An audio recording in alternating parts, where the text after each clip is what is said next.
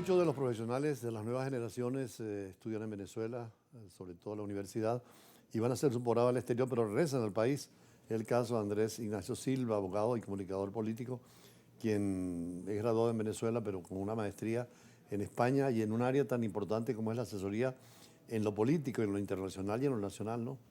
Gracias, embajador. Definitivamente una de las cosas que más le cuesta a uno que tiene esa venita política y tiene ese afán por apostar a su país, es muy difícil tomar esa decisión de ir a estudiar afuera, pero en el caso particular de la comunicación política, aquí en Venezuela estamos muy atrasados en esa materia. Uno no ve innovación, uno no ve progreso, sino ve que se hacen las mismas campañas, las mismas estrategias. Entonces, por eso es que uno tiene que apostar en estos momentos para estudiar estas materias.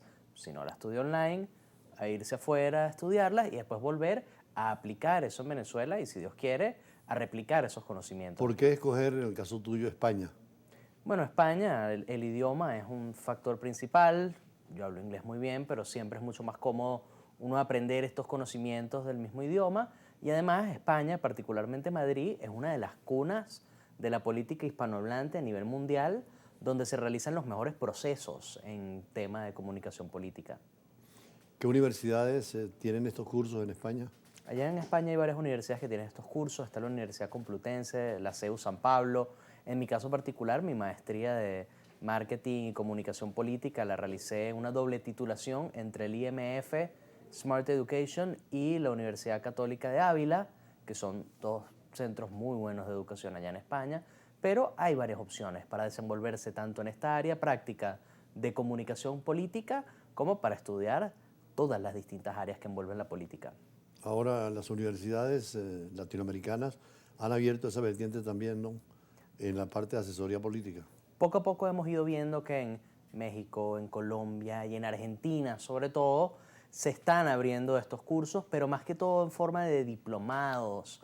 Una que otra maestría se está viendo. Sé que en Argentina, si no me equivoco, en la Universidad de Palermo hay una maestría en este estilo, pero Latinoamérica, a pesar de tener consultores muy buenos en toda la región, está atrasada en materia de formación en esta área. Es por eso que esos conocimientos que en estos momentos en el mundo hispanohablante están en España, hay que poco a poco comenzar a estudiarlos, a replicarlos y a formarlos aquí en Venezuela. Muchos optan precisamente a España tratando de estudiar para volver más especializados.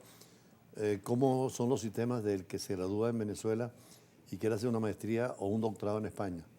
Bueno, en España ellos tienen dos modalidades de Ajá. maestría: maestría a título propio y maestría a título oficial. A título oficial es esta que requiere de unas reválidas, requiere de la apostilla del título y de una cantidad de trámites mucho más pesados, pero son estas maestrías que tratan materias que necesitan esa validación oficial, que se necesita esta validación para poder ejercerlo, mientras que las maestrías a título propio, como fue el caso de la mía, habla de estas materias más básicas, más prácticas, más innovadoras, que no requieren de esta certificación oficial para ejercerla, sino simplemente con su propia educación ya eso es suficiente calificación para poder ejercerla. ¿Y si alguien va con una maestría de Venezuela para un doctorado en España? Depende, tendría que ser una maestría que ellos reconozcan o que pueda ser validada como una maestría de título oficial. Si no me equivoco, las maestrías que se hacen aquí en el IESA, en la Católica y en la Metropolitana y en la Central son reconocidas como maestrías de título oficial. Ahora, ustedes tienen acá una institución, un grupo, un centro de formación en esa área. En estos momentos en Venezuela hay algunos centros de formación política, está la Escuela Mercedes Pulido y hay otros centros.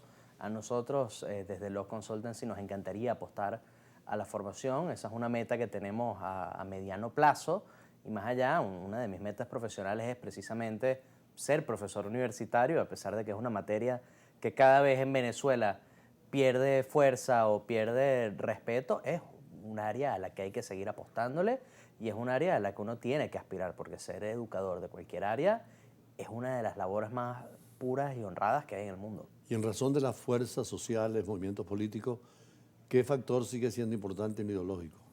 Bueno, en relación a los movimientos políticos, todo importa. Uno tiene que entender hoy en día que con las redes sociales, los medios de comunicación y la facilidad que tenemos para conectarnos, todo hay que comunicarlo, porque lo que no se comunica no se ve, y en lo que no se ve, la gente no sabe qué se está haciendo.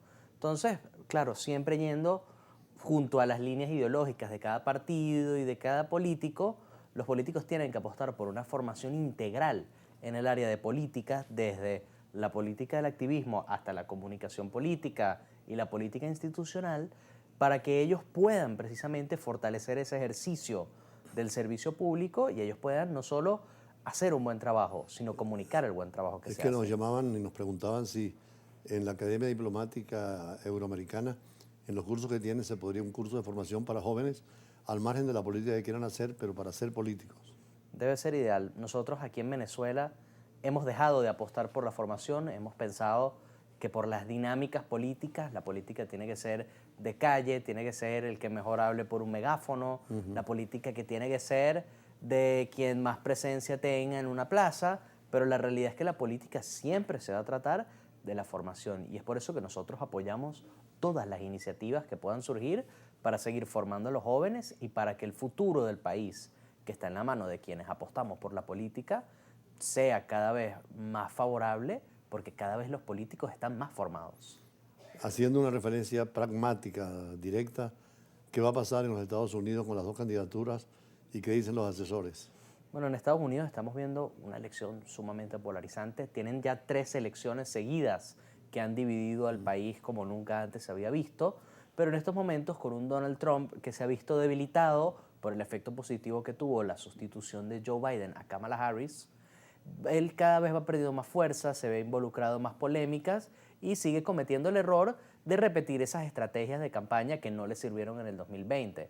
Mientras tanto, Kamala Harris sigue apostando por su perfil de mujer, por su perfil de afrodescendiente y por ese perfil que ella piensa la puede llevar a la Casa Blanca. El martes que viene, el 10 Es de el primer septiembre, gran debate, ¿no? tenemos el primer Va a ser debate entre importante los esos dos. debates en la política estadounidense. Bueno, va a ser un debate sumamente importante, ya que es el primer debate desde lo que yo considero el debate más consecuente en la historia de la política americana, que fue tan fuerte que llevó directamente a que el candidato se retirara de la campaña. Te vamos a invitar para que lo analices ese debate Con mucho gusto. desde el punto de vista de un científico de la política. Y en mucho cuanto a la política europea, ¿cómo la ves? La política europea en estos momentos está pasando un momento muy controvertido porque cada vez, y esto no solo es en la política europea, sino a nivel mundial, vemos un auge de la extrema derecha que se está cementando. No necesariamente esta extrema derecha va a consolidarse en el poder, aunque hemos visto que ha tomado espacios como Italia, ha sacado una cantidad importante de Hungría. curules en el Europarlamento, en Hungría, en Alemania tuvieron una victoria importante El esta fin de semana semana, sí. pasada. Entonces, vemos cómo siguen creciendo. Hay partidos como, por ejemplo, Vox, que yo no veo que logren hacerse con un espacio de poder como una presidencia española, pero sí es preocupante ver cómo siguen sumando espacios porque cada vez van a tener mayor influencia en temas como la migración y como la economía que van a terminar alterando el orden mundial. Bueno, como tú formas parte de un equipo de gente que está dedicada a esto, ¿cómo se llama el grupo tuyo? Yo pertenezco al Locke Consultancy. ¿Quiénes están allí? Somos Pablo Quintero, Julio Cellini y yo.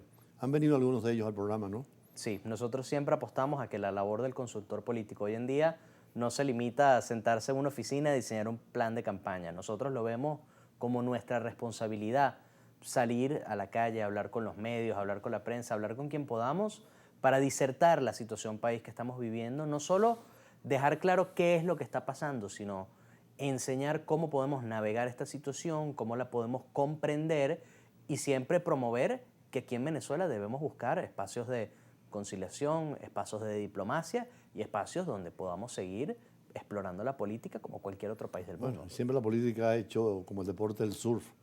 Hay que subsistir con todas las dificultades, pero hay que pensar siempre en los valores y en la ética, en la necesidad de la axiología en la política, más allá de lo jurídico. Lo político tiene que ser referencia siempre en la moral. Así que esperamos ese análisis de las elecciones de Estados Unidos, te comprometemos. Y vamos ahora con notas del acontecer de la diplomacia de cada día a escala mundial. Ya regresamos.